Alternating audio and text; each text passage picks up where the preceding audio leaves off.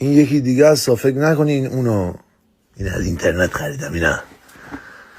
دیگه میخوام چیزای ارزون بگیرم دیگه، پول خرج نکنم دیگه. قشنگ هست اینا، مارکش اینه. اینا $200 خریدمش. چطوره؟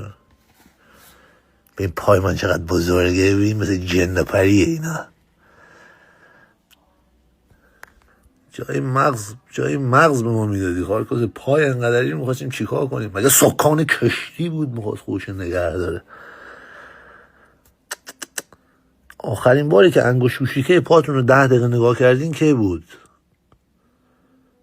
هیچکی بهش توجه نمیکنه، به انگشت کوچیک پا، هیچ کس، یا به پاشنه پا. اینا خیلی بد این چیزا. ناموسن دلم یه لحظه حاجی برای انگشتای پام سوخت. همش تو جوراب و کفشن. شبم که میایم خونه اصلا حواسمون به این نیست، یا داریم تلویزیون میکنیم یا نگاه میکنیم یا همش